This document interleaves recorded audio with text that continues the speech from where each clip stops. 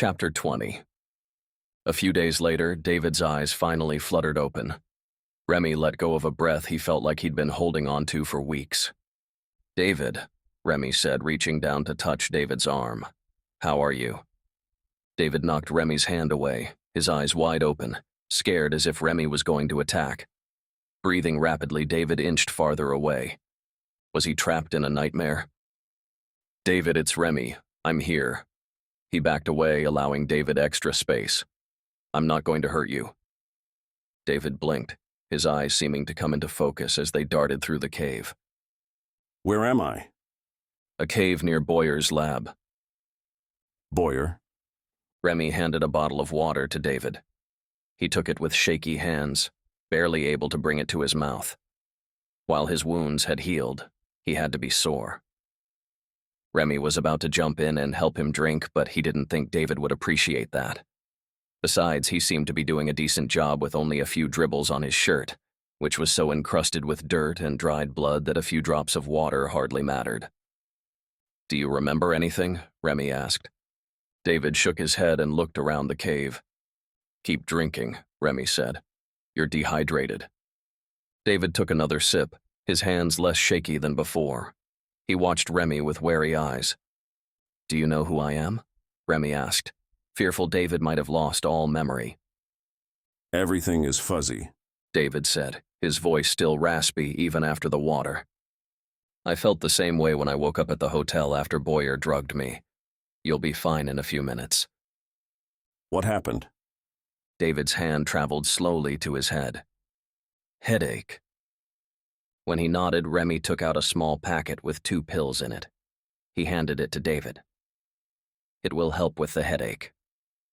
"Thank you," he said, swallowing the pills with a long drink. He wiped his mouth with the back of his hand, noticing the blood for the first time. "Sorry," Remy said. "I would have hosed you down, but there isn't too much water here. We'll get you cleaned up soon." "What happened?" David asked again. "Boyer injected you with a mixture of drugs and venom," Remy said, watching for a reaction. When there wasn't one, he continued. "The combination made you a bit crazy." "Crazy?" David lifted his hand.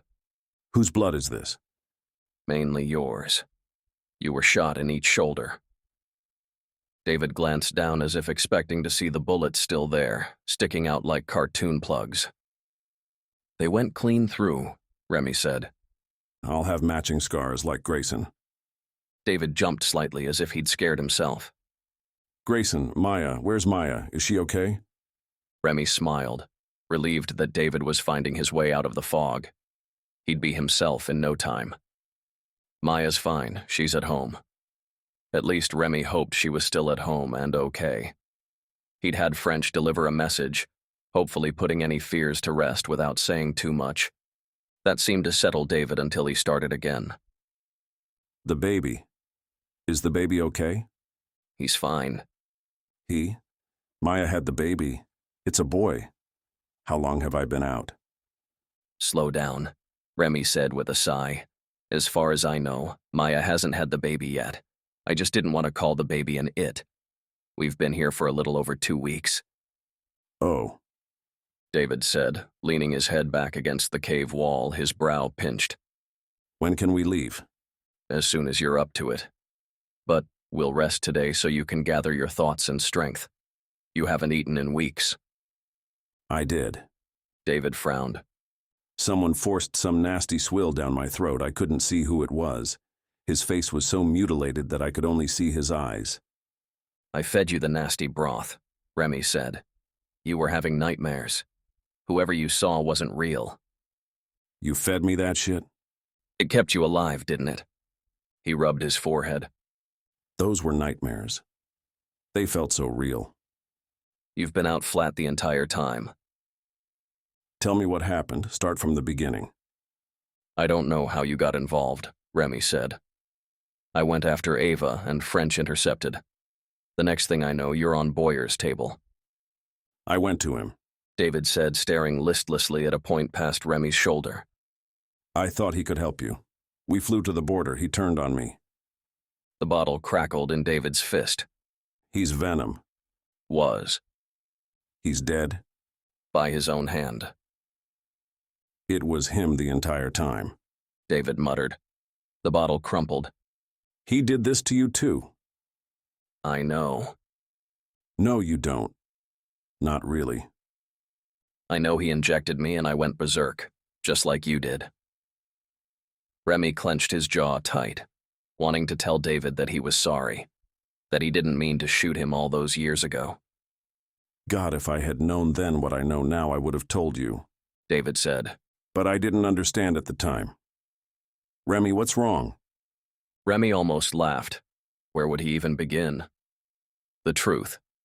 It was always a good place to start. I shot everyone, Remy said. The words fell out as if they didn't mean anything more than a casual hello. Who?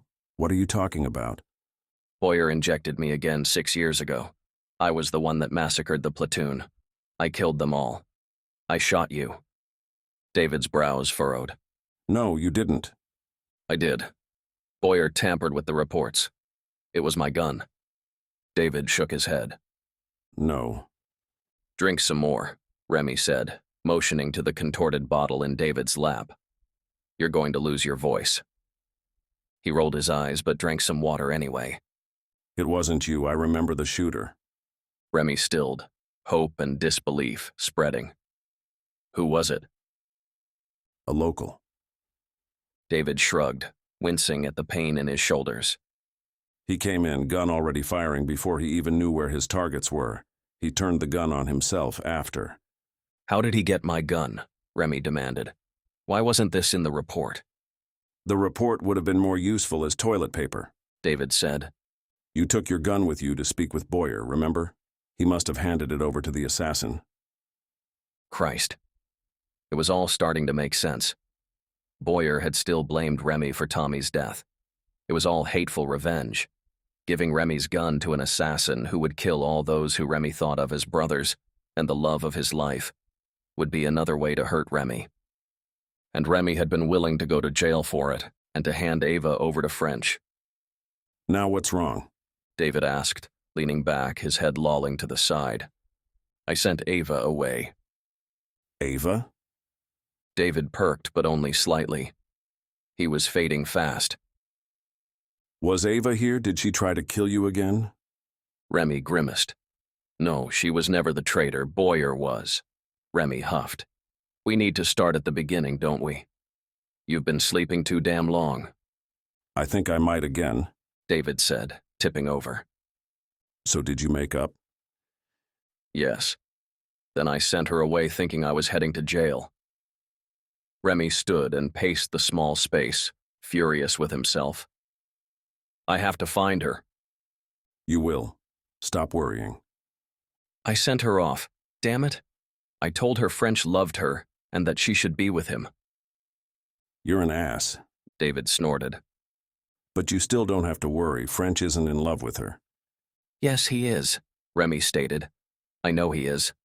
Why else would he protect her this long? He loves her, and I packaged her up and sent her straight to him. Remy growled an oath aimed at himself for being such a fool.